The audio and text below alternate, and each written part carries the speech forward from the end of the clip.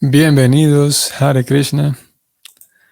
Saludos, hoy estamos en jueves 9 de febrero, marzo, y hoy vamos a leer un verso. No sé si vamos a leer dos.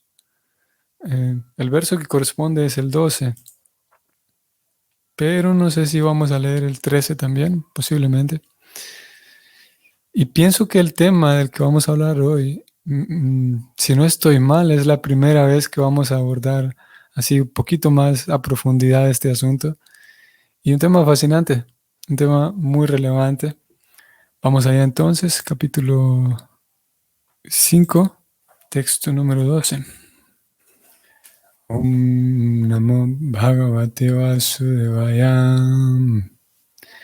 Om Namo Bhagavate Vasudevaya. Om Namo Bhagavate Vasudevaya. Tasmai Namo Bhagavate Vasudevaya. Dimahi Yang Maya Durjaya Mam Vadanti Yagat Gurum. La traducción de este verso es la siguiente. Yo le ofrezco mis reverencias al Señor Sri Krishna, Vasudeva, la personalidad de Dios, y medito en Él, cuya potencia invencible los influencia a ellos, o sea, la clase de hombres poco inteligentes, para que me llamen el controlador supremo. Vamos al significado escrito por Srila Prabhupada, que dice así. Tal como se explicará más claramente en el siguiente verso, la potencia ilusoria del Señor confunde a las personas poco inteligentes para que acepten a Brahmaji, hasta donde eso se refiere, o hasta eso, donde eso se refiere, a cualquier otra persona como si fuera el Señor Supremo. Sin embargo, Brahmaji rehúsa ser llamado así y directamente ofrece sus respetuosas reverencias al Señor Vasudeva o Sri Krishna, la personalidad de Dios, tal como ya le ha ofrecido los mismos respetos a él en la Brahma Samhita.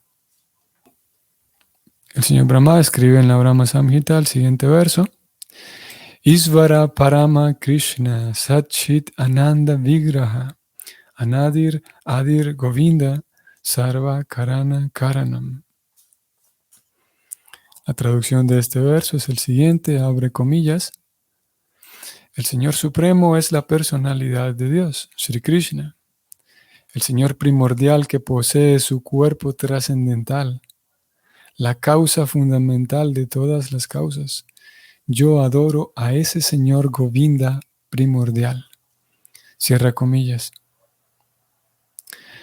Brahmaji está consciente de su verdadera posición y sabe que las personas poco inteligentes, confundidas por la ilusoria energía del Señor, aceptarán caprichosamente a cualquiera como si fuera Dios. Una personalidad responsable como Brahmaji rehúsa que sus discípulos o subordinados le den el tratamiento del Señor Supremo, pero las personas tontas que son alabadas por hombres con naturalezas de perros, cerdos, camellos y asnos, se sienten complacidos de que se les trate de Señor Supremo.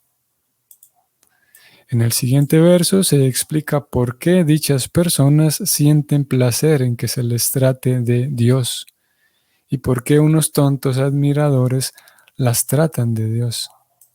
Fin del comentario. Como dije, un tema muy relevante y muy interesante.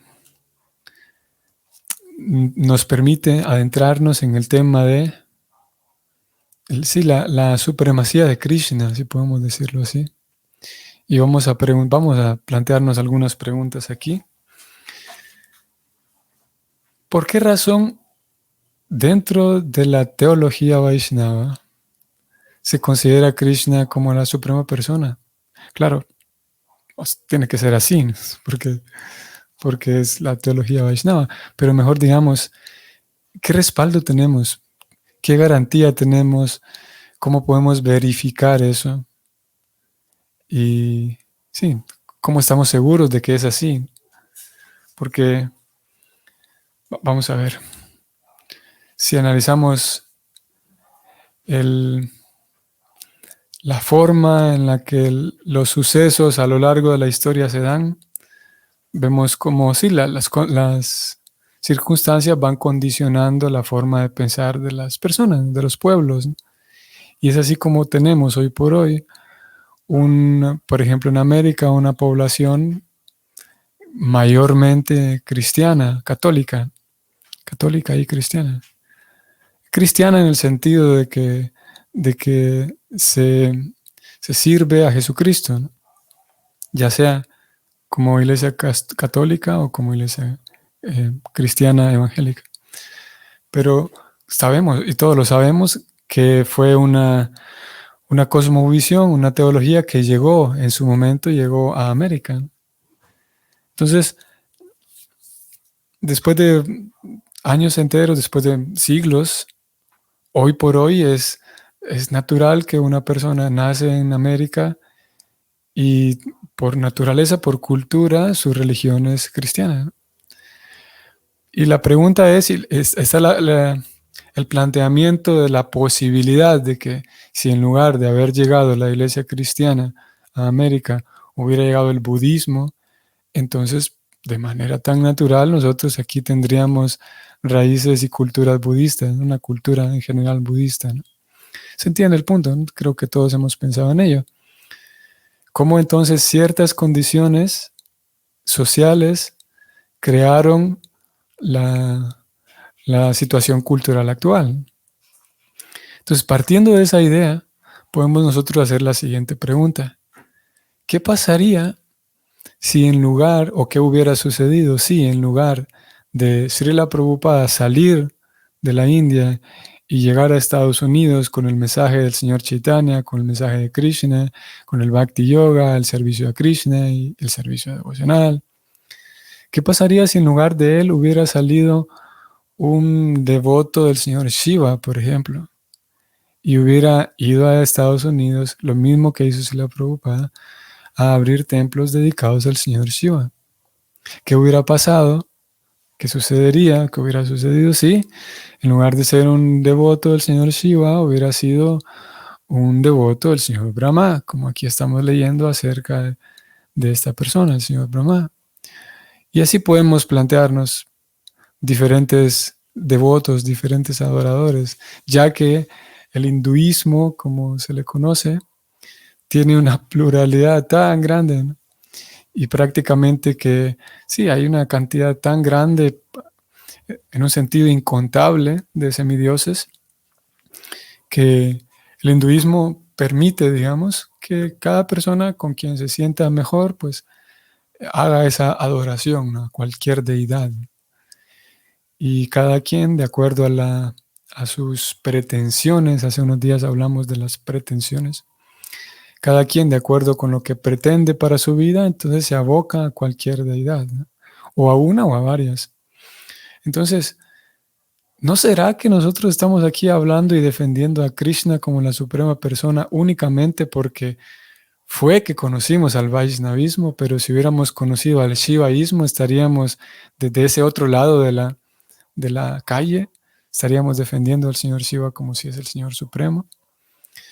Y de vuelta, como la pregunta inicial, ¿qué nos garantiza? ¿Cómo podemos estar seguros de que realmente Krishna es lo que dice la teología? Krishna es la suprema personalidad de Dios. Y para ello tendríamos que abocarnos principalmente a las escrituras. Y es muy interesante como resaltábamos esto la vez que creo que fue la primera sesión de la Gita que hicimos, de estas sesiones que recién comenzamos. Si no fue allí, si no fue en la primera, fue en una de las segunda o la tercera, hacíamos notar cómo, curiosamente, en la Bhagavad Gita, Krishna habla en primera persona y él se describe a sí mismo como eso, como la suprema persona. Y eso es de manera así muy llana y muy simple. Él dice, sírveme a mí, entrégate a mí, yo te protegeré, yo soy la fuente de todos los universos, de mí procede todo, etc. Es muy curioso cómo no encontramos a ninguna otra divinidad, digamos, ningún otro semidios. En el caso de que Krishna fuera un semidios más, sería entonces el único semidios entre tantos que se atreve a hablar de esa manera. Se atreve a decirle a alguien que yo soy la fuente de todo, mi energía espiritual, mi energía material. Como dije, en caso de que Krishna lo contáramos, vamos a por un momento a considerar la idea, al menos, de que Krishna fuera solamente un semidios. De entrada, como dije, es el único que habla de esa manera, así con esa propiedad. Y por otro lado, eso por un lado. Y por otro lado, podemos contar eso como una de las evidencias, si pudiéramos decirlo así, una de las de los factores que nos van a servir aquí. Vamos a juntar varios para ver la supremacía de Krishna y estar seguros de que el servicio devocional, la ciencia del Bhakti, no es solamente un asunto sentimental de que, a ver cuál deidad me gusta más. Bueno, me gusta esta y voy a defenderla a capa y espada porque es la que más me gusta. ¿Cuál semidios es el que más me gusta? Yo escojo a Krishna. Y de aquí en adelante voy a defenderlo a Krishna porque me cae bien. Sino que la ciencia devocional consiste en acercarse a la suprema personalidad de Dios. So I am Krishna. Muy a pesar de que habrá otros que, de la misma manera como los Vaishnavas presentan tantas escrituras y tantas referencias para evidenciar la supremacía de Krishna, asimismo habrá otras personas que muy vehementemente consideran que su propia deidad es el Señor Supremo.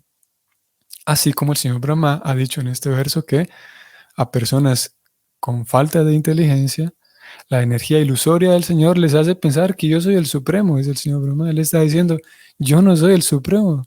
El Señor Supremo es Vasudeva, lo acabamos de leer aquí. Él se refiere al Señor Supremo como Vasudeva. Fue escrito así, vamos a ir más arriba. Sí, él habla de Vasudeva, tal cual. Estoy yendo a la sección del sánscrito de cada palabra para quienes están observando aquí la pantalla. Y él dice en la segunda línea, Vasudevaya Dhimahi. Dhimahi, una palabra conocida para aquellos Vaishnavas que cantan el Gayatri Mantra. Esa es una palabra conocida, ya que se repite en el Gayatri Mantra, Dhimahi, que significa que yo medito en este caso, Vasudeva. Vasudevaya Dhimahi. Dice, yo medito en Vasudeva. ¿Quién es Vasudeva? Krishna, el Señor Krishna, el hijo del querido niñito de su papá, Vasudeva. Entonces, bueno, decíamos, vamos a retroceder. Primero que nada, si es verdad que Krishna es otro semidios más entre tantos, Krishna es el único que habla, como dijimos en la Gita, con tanta autoridad. Aparte, vamos a sumarle a este primer punto, aparte, la Gita, la Bhagavad Gita, es el libro autorizado del conocimiento espiritual aceptado por, vamos a decir así, toda la India. A pesar de que es hablado por Krishna, no es que la Bhagavad Gita va a ser rechazado por los seguidores de otras deidades, porque no, ese libro lo habla Krishna y yo sé que el Señor Supremo es Vishnu, es el Señor Shiva, por ejemplo. Es universalmente dentro de la India es aceptado como la Bhagavad Gita es la Bhagavad Gita. No puede simplemente ser rechazado solamente porque lo habla Krishna. Y si es verdad que todos aceptan la autoridad de la Bhagavad Gita, volvamos entonces sobre el mismo punto. En la Bhagavad Gita, Krishna dice, yo soy la fuente de todo proviene de mí. Yo soy la semilla, dice Krishna. Yo soy el padre que aporta la simiente. el Padre que da y que hace crecer y florecer todo. Yo soy el abuelo. Krishna habla de sí mismo de tantas maneras. Yo soy el fuego, soy los mantras sagrados, soy la hierba medicinal, soy el fuego mismo, soy la mantequilla, soy los mantras que se cantan en la ofrenda. Yo soy el sacerdote que también hace la ofrenda. Yo soy el resultado que se obtiene después de una ofrenda espiritual. Krishna dice prácticamente yo soy todo. Y como dije, Krishna es el único que habla en esos términos. Número 2, y esto es muy relevante también, el segundo argumento es lo que hemos encontrado en este verso. El mismo señor Brahma es en este verso quien está poniendo a Krishna como el Señor Supremo. Porque, a ver, ¿cómo puedo decir esto? Si bien es verdad, dentro de todo el abanico del hinduismo tenemos tantas deidades, aún así vamos a encontrar, aceptado por todos, el hecho de que hay 3 deidades principales, o vamos a decir 3 semidioses principales. Entre ellos 3 son el señor Brahma, del quien estamos leyendo hoy, las palabras del señor Brahma de las que estamos estudiando hoy. Tenemos Brahma, que es el creador del universo y es lo que hemos venido estudiando estos días.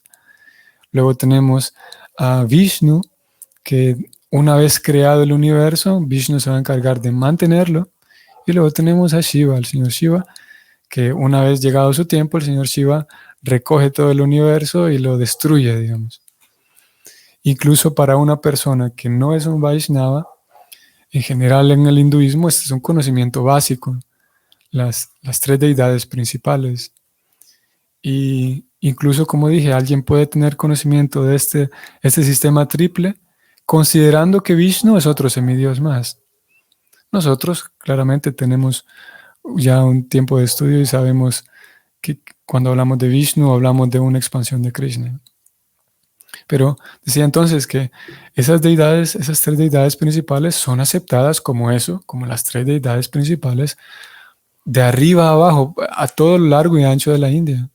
Cualquier persona que sigue seriamente o al menos de una forma dedicada su propia forma de hinduismo sabe que el señor Vishnu, el señor Shiva, el señor Brahma son las 3 deidades principales. Y luego, tal como lo indica la teología en el Bhakti, tenemos diferentes tipos de semidioses principales, semidioses secundarios, y hay, como dije, una cantidad muy grande de millones de semidioses, ¿no? Entonces, si es verdad que estas 3 son las deidades principales,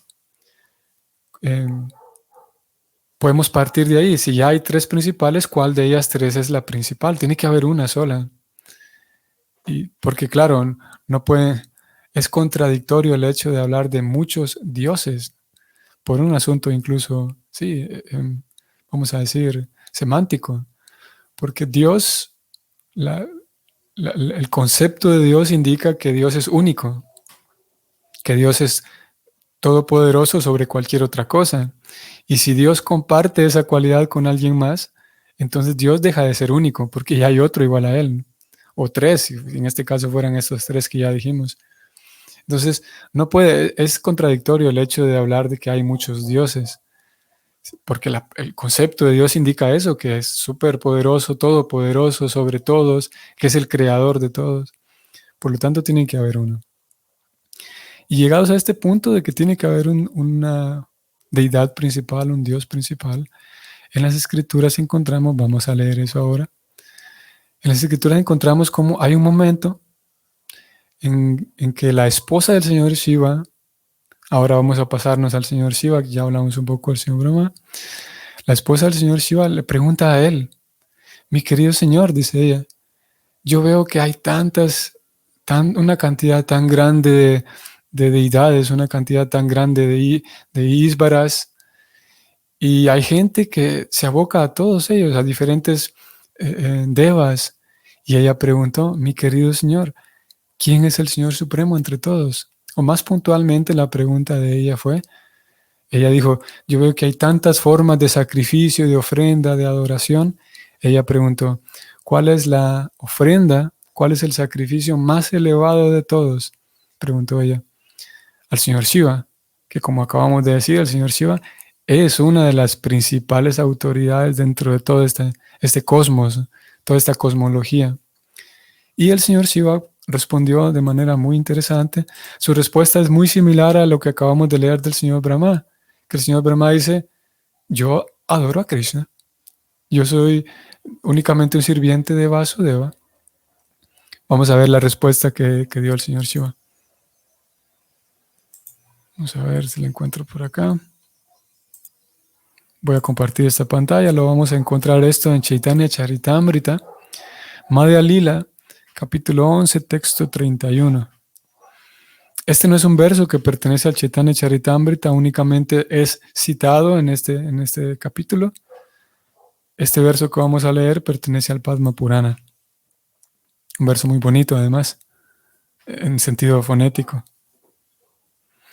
Aradhananam sarvesham vishnur aradhanam param tasmat parataram devi tadiyanam samarchanam.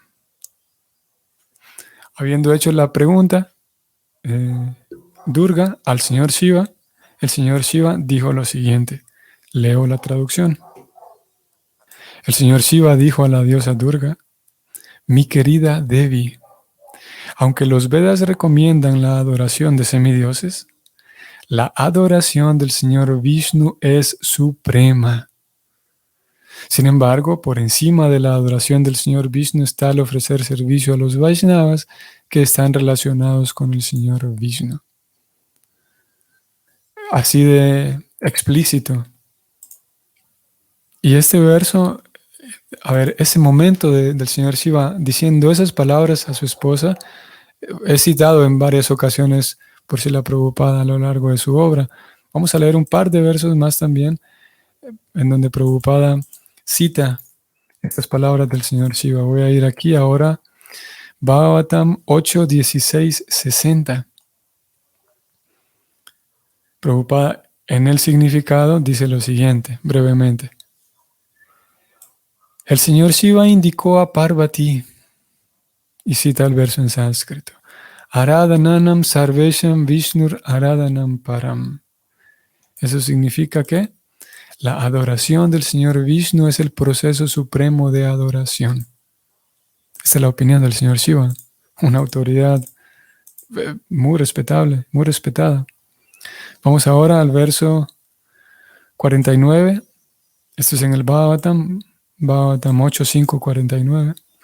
Prabhupada vuelve a citar este mismo verso en el significado. Inmediatamente inicia su significado diciendo, si la Prabhupada, como se afirma en el Padma Purana, y escribe aquel verso que ya leímos, Aradhananam sarvesham vishnur aradhanam param tasmat parataram devi tadiyanam samarchanam.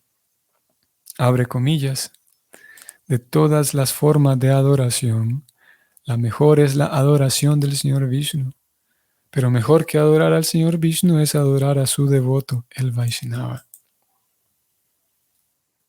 Así que hemos visto entonces aquí evidencia de cómo el sistema de Bhakti Yoga, el sistema Vaishnava, no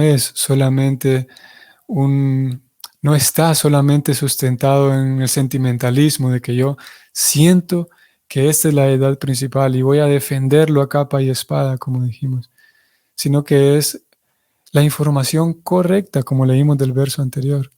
Es información correcta y no solamente que los Vaishnavas opinan que el señor Vishnu es el señor supremo, Vishnu o Krishna, sino que incluso los semidioses principales, estamos hablando del señor Shiva, el señor Brahma, ellos dos concluyen y saben muy bien, y cuando se les pregunta del tema, lo declaran de manera simple, que el señor supremo es el señor Vishnu, como lo acabamos de ver en las palabras del señor Shiva. No hay adoración más elevada que la adoración del señor Vishnu, pero más elevado todavía, y este es otro tema, más elevado todavía es la adoración de los Vaishnavas, los sirvientes de Vishnu.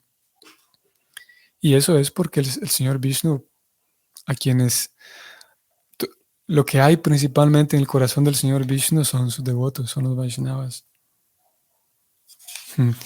interesante también, deteniéndonos aquí brevemente para decir un par de palabras en relación a esto último, es que si bien es verdad para nosotros en el estudio de la ciencia devocional, se nos informan tantas cosas nuevas, ¿no?